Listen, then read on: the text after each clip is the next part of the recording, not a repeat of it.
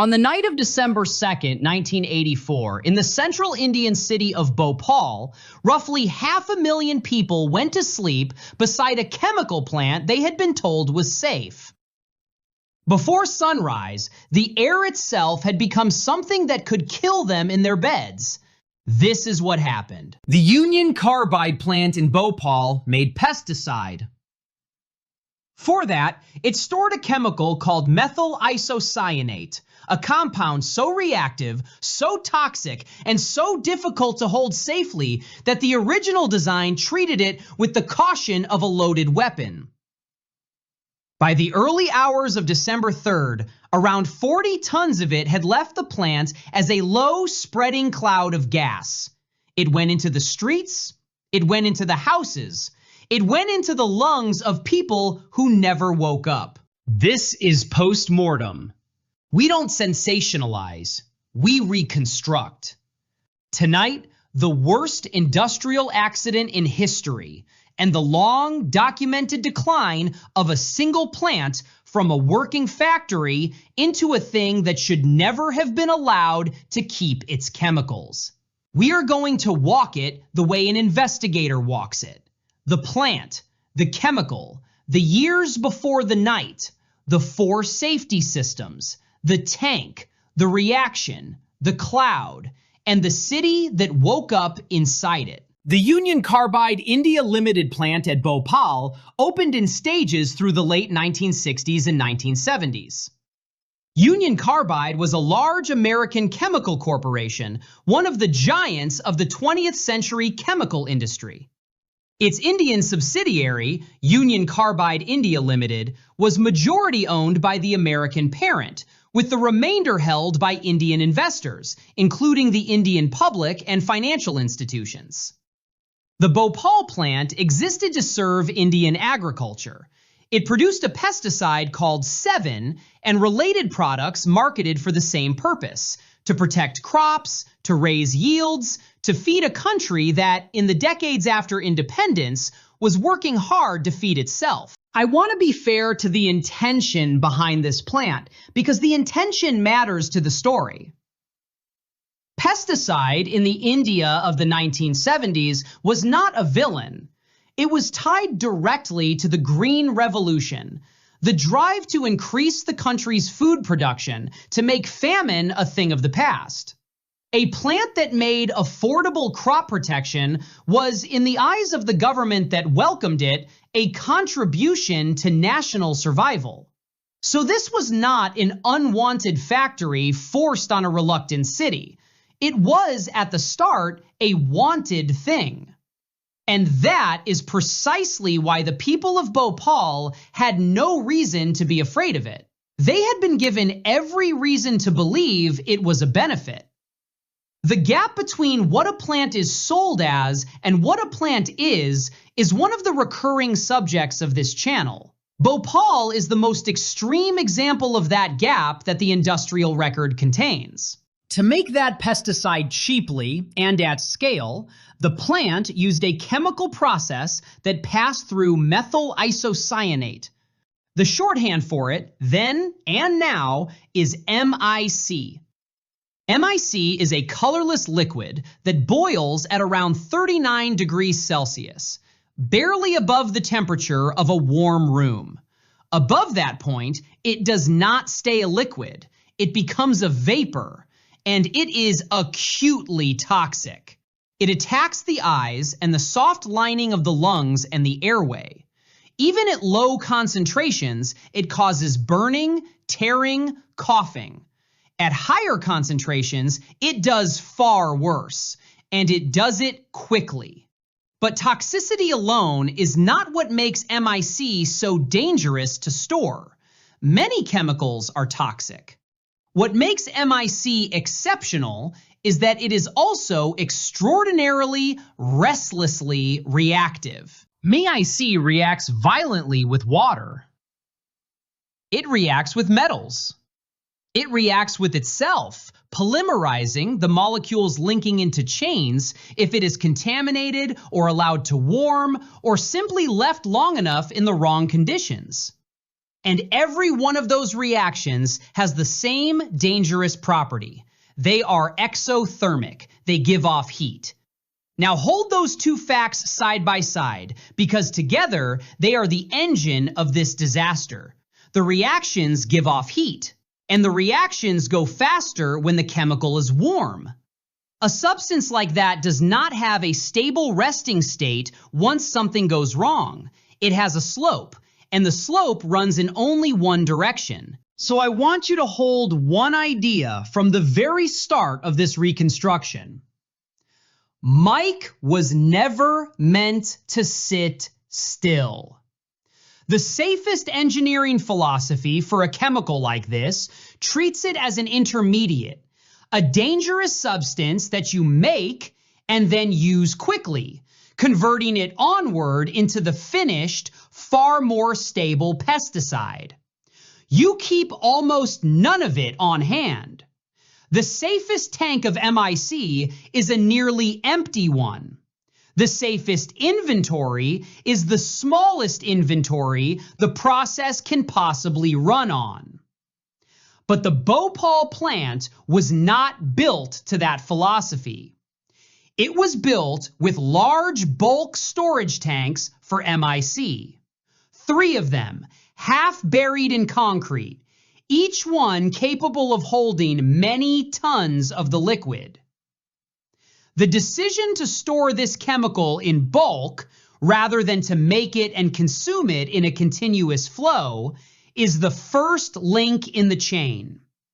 Everything that follows is, in the end, the story of one of those tanks. By 1984, the Bhopal plant was not the plant it had been built to be.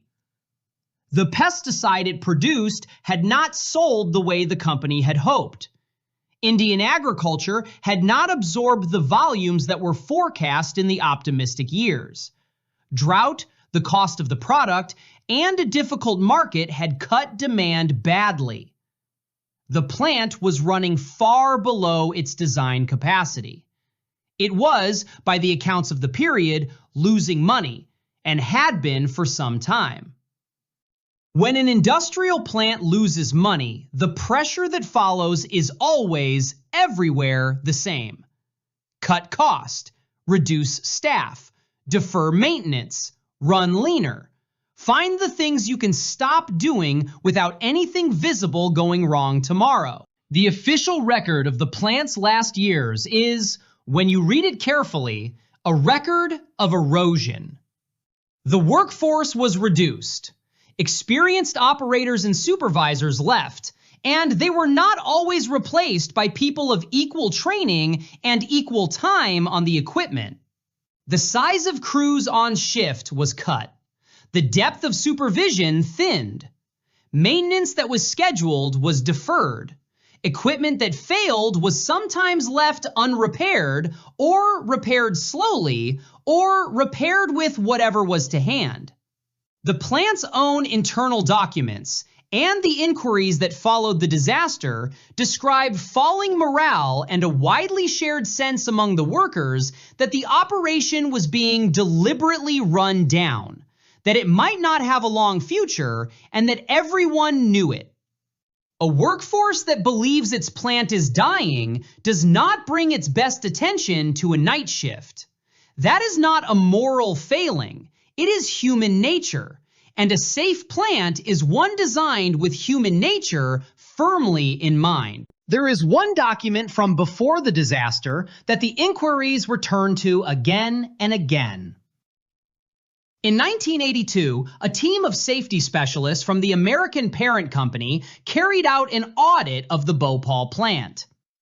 That audit was not a vague document.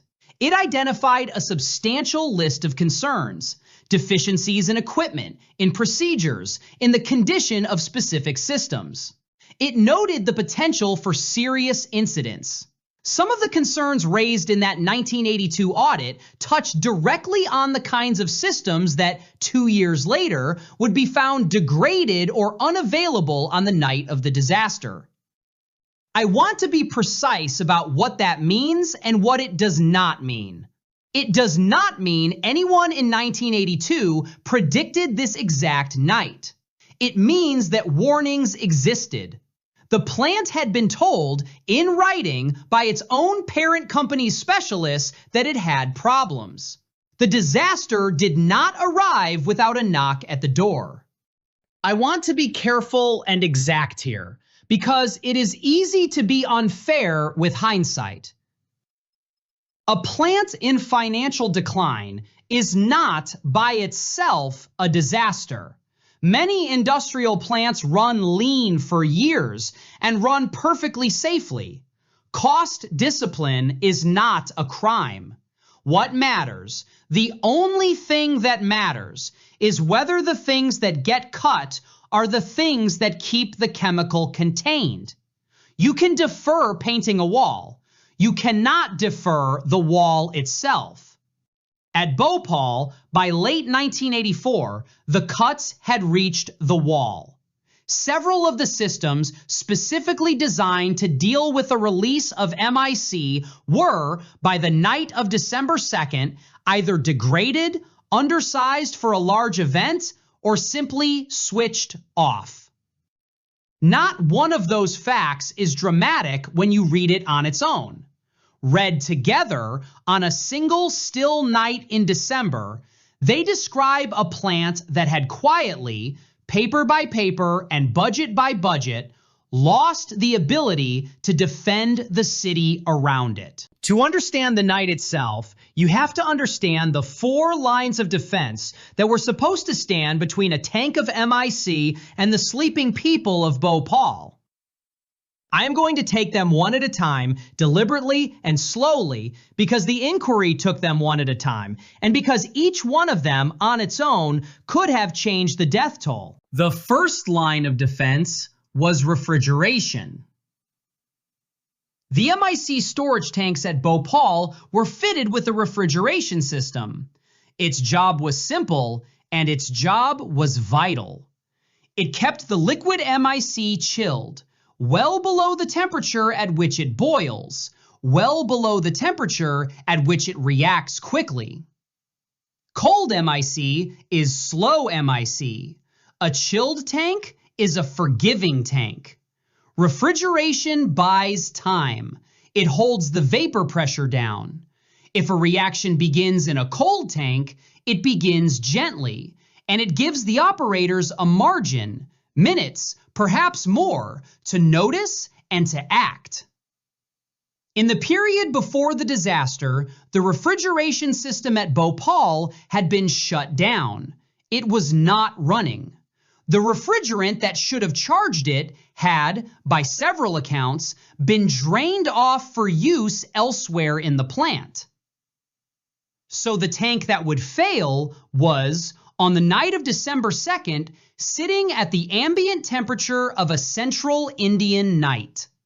The single system most able to slow a runaway reaction was switched off, and had been for some time. The second line of defense was the vent gas scrubber.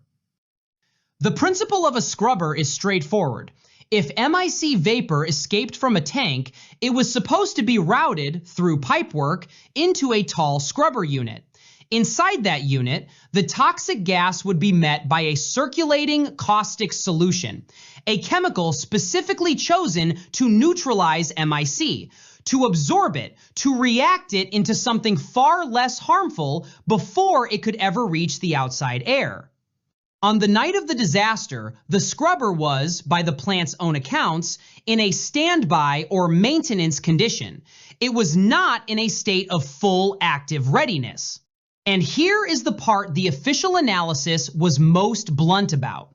Even if the scrubber had been fully operational that night, it had been designed and sized for a modest, controlled, gradual release of gas.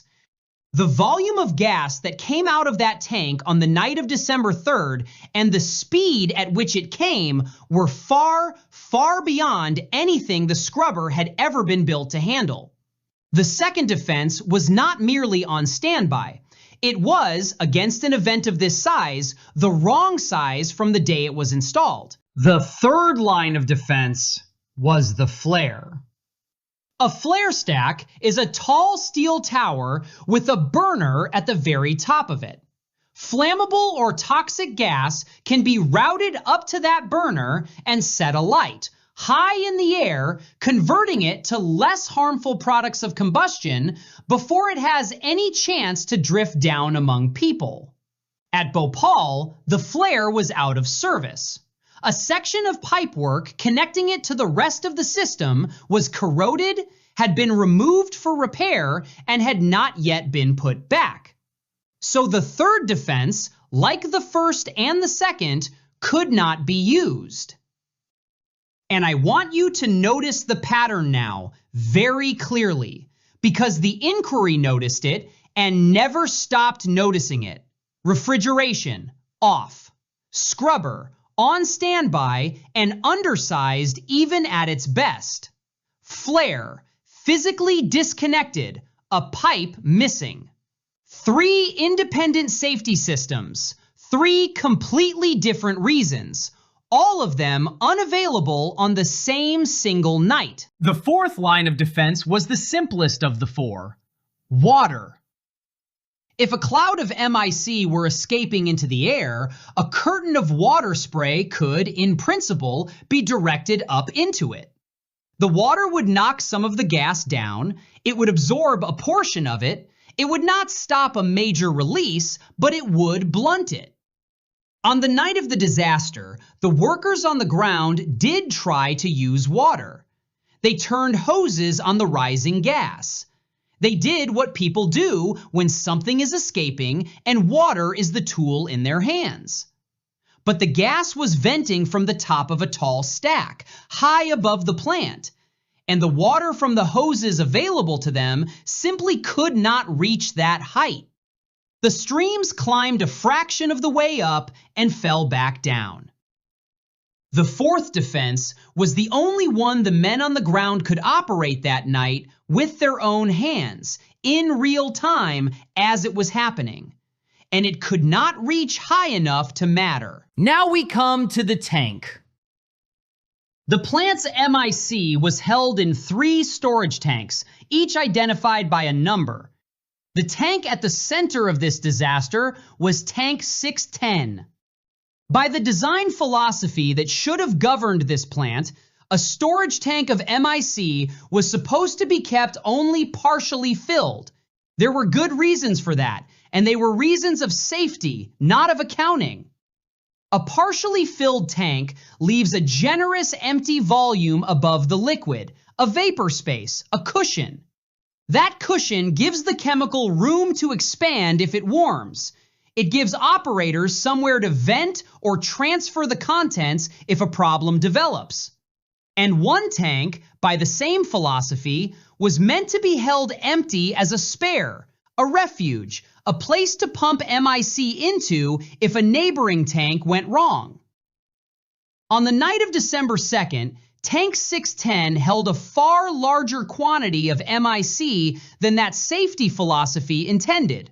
It was substantially overfilled, and the spare tank that should have stood empty and ready as a refuge was not, on that night, properly available to receive anything. So here is the situation inside Tank 610 as the night of December 2nd began. A large mass of methyl isocyanate, more than the safe philosophy allowed. No refrigeration running, so that large mass of liquid sat at the warm ambient temperature of the night, not chilled, not slowed. A safety cushion of empty vapor space that had been eaten into by the overfilling. And, critically, the chemical inside that tank was not perfectly pure. The liquid contained some level of contamination. For an uncontrolled reaction to begin in that tank, those conditions still needed one more ingredient.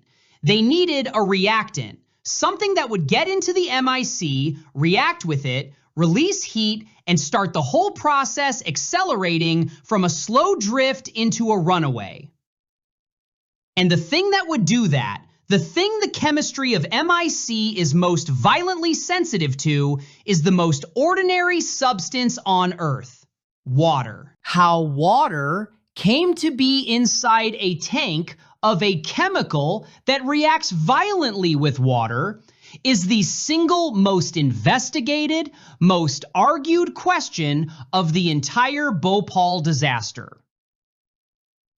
And I am going to tell you, plainly and without dressing it up, that it has never been settled beyond all dispute. There are two broad accounts.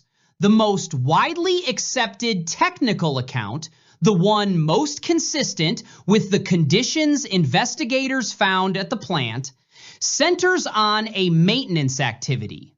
In the hours before the disaster, pipe work in that part of the plant was being flushed through with water as part of routine cleaning. For that flushing water to reach tank 610, it would have had to pass through valves that should have isolated the tank and passed a safety device called a slip blind, a simple solid metal disc that you insert into a pipe to physically, completely block any flow through it. The investigations indicated that the slip blind was not in place where it should have been. The second account, advanced by the company in the years afterward, attributed the entry of water to a deliberate act by a disgruntled individual. That theory has been disputed for decades. It has never been established as fact, and this reconstruction does not adopt it. What both accounts agree on completely is the chemistry of what happened once the water and the MIC met. And the chemistry is where the disaster stops being a question and becomes a certainty. When water meets methyl isocyanate, it reacts. That is not a subtle, slow, laboratory curiosity of a reaction. It is energetic and it is exothermic. It releases heat. And here again is the trap that was built into the chemistry of this substance from the beginning. The reaction goes faster when the MIC is warm. The reaction itself produces warmth. So the heat from the reaction speeds up the reaction, which produces more heat, which speeds it up further, which produces more heat again. This is what chemical engineers call a runaway reaction. The word runaway is exact. It does not proceed at a steady, controllable pace. It accelerates. It feeds on its own output. Once it has truly begun, it does not need anything more from the outside world. It simply runs. Inside tank 610, through the late evening of December 2nd, the reaction built. The temperature of the liquid climbed. The pressure inside the sealed tank climbed with it, because the warming MIC was turning to vapor, and vapor in a closed space pushes outward. Around the same time, workers in that part of the plant began to notice the signs. The sharp, unmistakable, eye-stinging smell of MIC, their own eyes beginning to water, small leaks, the ordinary physical evidence that something somewhere nearby was wrong. In the control room, the pressure gauge for tank 610 was red. And here the official accounts describe a now tragic kind of uncertainty. The pressure reading was higher than normal, unusual, but the instruments at this plant had a poor and well-known reputation for unreliability. So there was a hesitation, an entirely human inclination to distrust the gauge rather than to believe the thing it was saying. By the time there was no longer any doubt in anyone's mind, the tank was already well past the point where anything could be done to stop it. I want to stay inside the control room for one more moment, because this is the human heart of the scene, and it deserves to be told fairly. The operators of a plant work from their instruments. The gauge is the world.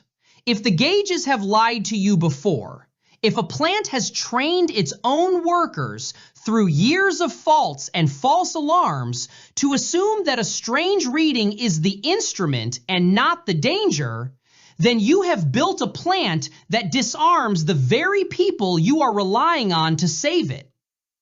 The operators at Bhopal that night were not negligent men reading a clear warning and shrugging. They were ordinary men inside a system that had quietly destroyed the credibility of its own alarms. When the disaster is reconstructed honestly, the failure is not located in a single person at a single gauge. It is located in everything that had happened to that plant in the years before anyone walked into that control room that night. As the pressure inside Tank 610 rose, it reached the point at which the tank's relief system opened. A relief valve is, by design, a deliberate weakness. It is a controlled, intended way for an overpressured vessel to release its contents, rather than the vessel building pressure until it ruptures, without warning, all at once. A relief valve is a safety device. It worked exactly as a piece of engineered metal is meant to work. The relief valve lifted, and the contents of Tank 610, now a violent, churning, pressurized mixture of MIC vapor and the products of the runaway reaction, driven hard by heat and by pressure, began to discharge out of the tank and up the vent line. That vent line should have carried the gas to the scrubber, and from the scrubber to the flare. You already know the state of both. The scrubber was on standby and undersized. The flare was disconnected, a pipe removed. So the gas went where the open pipework physically allowed it to go, up the stack, out of the top of it, and into the open air, into the still cool night, over the perimeter wall toward a city of sleeping people. Methyl isocyanate vapor is heavier than air. That single physical fact governs the whole of what happened next, so I want to make sure it is completely clear. A gas that is heavier than air does not lift away into the sky and thin out harmlessly above the rooftops. It sinks. It hugs the ground.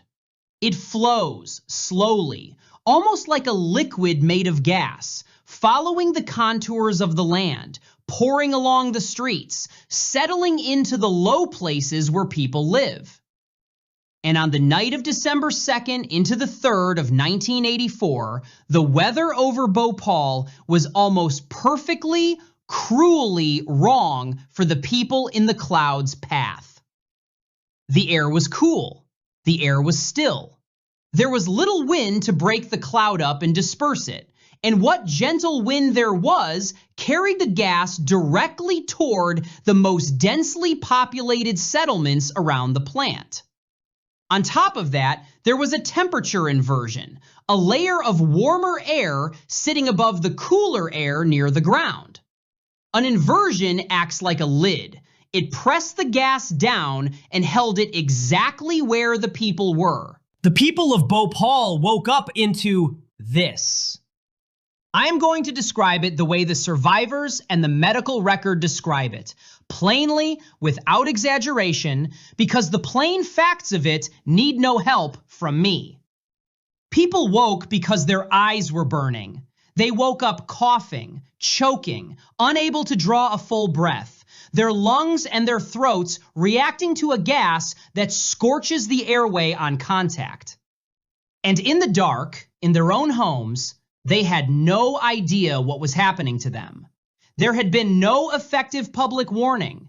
There was no citywide alarm with an agreed meaning, no signal that the people understood to mean gas, leave your house, go in this direction away from the plant. The plant did have a siren, but by many accounts it was not used on that night in a way that reached the public clearly, early, and with instructions in the minutes when minutes were everything. So 500,000 people made their own decisions in the dark with burning eyes and closing throats and most of them made the only decision that raw instinct allows. They got up and they ran. And running, in this particular disaster, was the cruelest possible response a body could choose. To run is to breathe hard. And to breathe hard inside a cloud of MIC is to pull more of the gas faster, deeper into the lungs. The people who ran the furthest and the fastest were often the people who took the most gas into their bodies. People ran out of their homes and into streets that were themselves already full of the cloud. There was, in many places, no clear air to run to. Families were separated in the dark and the panic. Parents lost hold of children's hands. The medical advice that could genuinely have helped a person: stay calm, do not exert yourself, cover your nose and mouth with a wet cloth. The wet cloth offers real protection. That advice existed. It was knowable. But there was no mechanism on Earth that could deliver it to 500,000 sleeping people in the few minutes that those minutes were worth. The single most protective thing a person could have done was simply not knowable to the people who needed it most. I want to mark one act of duty inside this scene because the record marks it. The railway station at Bhopal was directly in the path of the cloud. Railway staff on duty that night faced a choice: to flee like everyone else or to stay at their posts. Staff at the station worked to halt and to warn trains, to keep people from arriving into the gas, even as the cloud filled the platforms around them. Some of those who stayed to do it did not survive the night. In every disaster Post-Mortem reconstructs, there is a thin line of people who turn toward the danger because their job tells them to. They are rarely the people who designed the danger. They are almost always among the first to pay for it. The release from Tank 610 continued for roughly 2 hours before the tank had finished expelling the gas it could expel. By the time it was over, the cloud had spread across a wide area of the city, across crowded residential settlements, past the railway station, into neighborhoods full of people who had no connection at all to the plant beyond the single accident of living near it. As the first light of December 3rd came up over Bhopal, the scale of what had happened in the night began slowly to become visible. The medical infrastructure of the city of Bhopal was overwhelmed within hours. The hospitals and the clinics of the city were never built and could never have been built for a mass casualty event on this scale. Thousands upon thousands of people arrived at the same time in the same hours, all needing urgent care for their eyes and their lungs. And the doctors of Bhopal faced a terrible, specific handicap on top of the sheer numbers. In those first critical hours, they did not have clear, complete, authoritative information from the plant about exactly what the gas was and exactly how its effects should be treated. There was confusion, and there were disputes, even in the immediate aftermath, about the correct medical response, including disagreement over whether particular treatments would help. Doctors were treating dying patients by the hundred without the one thing that would have helped them most: a full, honest, immediate account of the chemistry handed to them by the people who actually held that knowledge. That gap between what was known inside the company and what the city's exhausted doctors were given to work with is one of the hardest threads in the entire Bhopal record to read. The death toll of Bhopal is itself a subject of long and serious dispute, and I am going to give it to you the honest way, as a range with its uncertainty intact. In the immediate aftermath, in the first days, official figures recorded several thousand people dead. Estimates of that immediate death toll have ranged from around 3,000 upward. When the deaths in the following weeks are added, and then the years of premature death from gas-related injury, widely cited estimates climb toward 15,000, and by some accounts, beyond it. The number of people injured, left with chronic, lasting damage to their lungs, their eyes, their long-term health, their ability to work, is counted not in the thousands, but in the hundreds of thousands. I am not going to pretend to a precision the historical record simply does not support. The honest, defensible statement is this: the Bhopal disaster killed thousands of people on the first night, and many thousands more in the months and years that followed, and it injured a substantial fraction of an entire city's population. By any count anyone has ever seriously proposed, it is the worst industrial accident in the history of the world. The losses from Bhopal did not stop with the people. The plant site itself and the ground around it became a contaminated place, a problem of buried and abandoned chemical waste that would remain disputed and unresolved for decades after the night of the gas. Generations of families living near the old plant would go on to raise concerns about their soil and their water. A chemical disaster, when you study enough of them, is rarely a single event with a clean ending. It is a night, and then it is an aftermath. And the aftermath can outlast the people who remember the night. Bhopal did not end on December 3rd, 1984. In a real and physical sense, for the city, it never fully ended at all. The Bhopal disaster was investigated many times over by many different parties with very different motives. By the company, by the Indian government, by independent engineers and scientists, by the courts of more than one country. Those investigations disagreed sharply on one question, the question of exactly how the water got into Tank 610, and I have already told you plainly that this specific point remains contested to this day.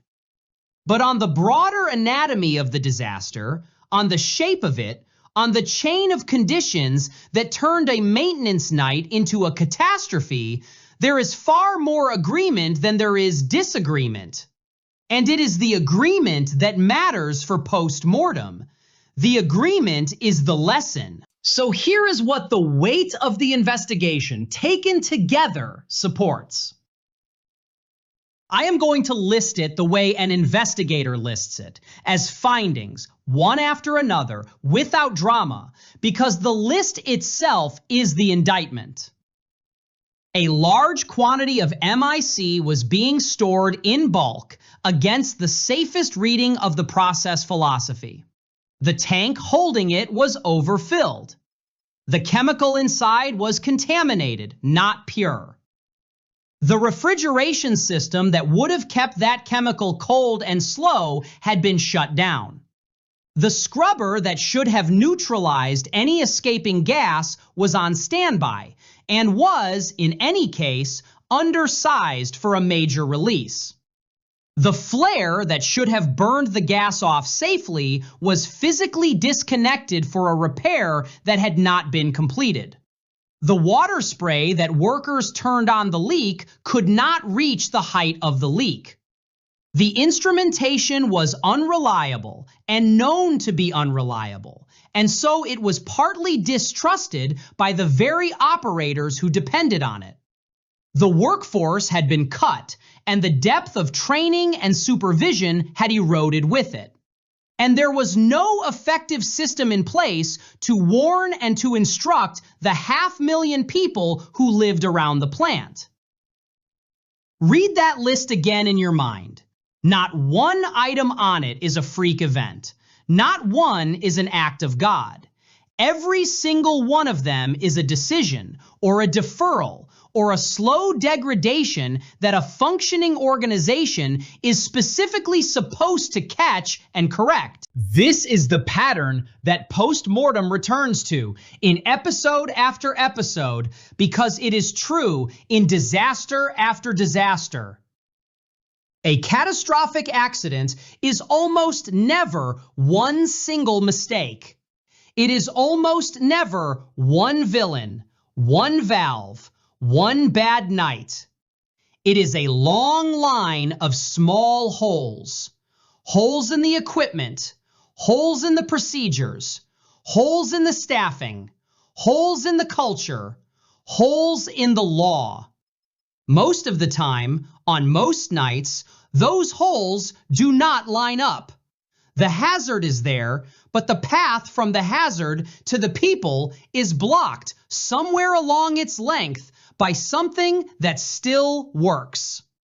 A disaster is what happens on the one rare night when every hole lines up at once and the path runs open and clear and unobstructed all the way from the chemical to the human beings. At Bhopal, the holes had been lining up for years. The 1982 safety audit had pointed a finger at some of them. The financial decline of the plant had widened others, quietly, one budget cycle at a time. By the night of December 2nd, 1984, there was no longer any meaningful barrier left standing between 40 tons of methyl isocyanate and 500,000 sleeping people. The water was the trigger, but the disaster had been made survivable or not survivable long, long before that night by everything that had been allowed, decision by decision, to fall away in advance. The disaster also moved into the courts and stayed there for a very long time. The legal aftermath of Bhopal, the questions of liability, of compensation, of which courts in which countries had the authority to decide, stretched on for years, and by many measures it has never been brought to a conclusion that the survivors regard as just. I am not going to walk you through the litigation in detail. It is long, it is technical, and it is its own separate subject. But I will tell you the one thing about the legal aftermath that belongs in a post-mortem episode. The forensic question, what failed and why, was in the end far easier for the world to answer than the question of justice. The chain of cause can be reconstructed. It is in the reports. Whether the people of Bhopal were ever made whole is a different question, and the honest answer to it is no. Bhopal did not leave the world's chemical industry unchanged.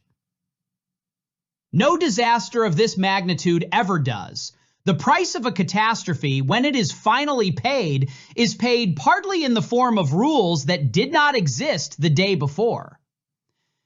In the years after the disaster, the principle that had been most directly violated at Bhopal, the principle that the safest tank of a deadly chemical is a nearly empty one, hardened from an idea into a discipline. That discipline has a name. It is called inherent safety. The idea is direct and it is powerful. Wherever you possibly can, do not store a large inventory of a lethal substance at all. Make it and use it in a continuous flow.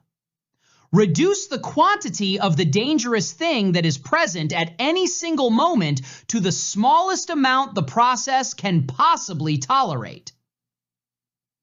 Because a disaster cannot release what was never there to be released, the strongest safety system is the hazard you removed. The disaster also reshaped the law, and it reshaped what the public is entitled to expect. In many countries, in the years after Bhopal, communities won a right they had not clearly held before, the right to know. The right to know what hazardous substances are stored near their homes. the right to know in advance what those substances would do and what a person should do if they ever escaped. Emergency planning around major hazard industrial sites became a formal, audited, legally required activity rather than an afterthought or a goodwill gesture. Public warning systems, evacuation routes, the simple practical question of how exactly you tell a sleeping neighborhood to get up and leave, these became part of the genuine cost of operating a dangerous plant. None of that was generosity on anyone's part. It was the world, after the fact, looking at Bhopal and deciding that the people who live within reach of a hazard should never again have to learn its name from the cloud itself. And the industry's own internal culture shifted, in the places where it shifted at all, toward a harder honesty about sighting and about distance. One of the quiet, terrible facts of Bhopal is how close the houses were. The settlements pressed right up against the perimeter fence. There was almost no buffer, almost no distance, no open ground between the chemical and the children. After Bhopal, the question of separation, of how far a hazardous plant should stand from the people, and of who is responsible when a city grows up to the fence line over the years, became a question that serious regulators and serious companies could no longer simply wave away. Distance is not glamorous. It does not look like a safety system, but on a still night with a heavy gas and no wind, distance is one of the only things that works. In Bhopal today, the disaster has never quietly become history. The survivors are still there. The injured are still there. Many of them living still with the lungs and the eyes that the night of December 2nd left them. The site of the old plant itself remained a contaminated and contested place for decades after the gas had cleared from the air. And every year, on the anniversary of that night, the people of the city gather to remember the hours when the air itself turned against them. That is the truth that Post-Mortem keeps returning to, and it is the truth I want to leave you with tonight. A chemical plant is not just steel and pipework and chemistry and a balance sheet.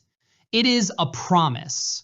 It is a promise made, whether anyone says the words out loud or not, to every single person who lives within reach of it. At Bhopal, that promise was allowed to erode.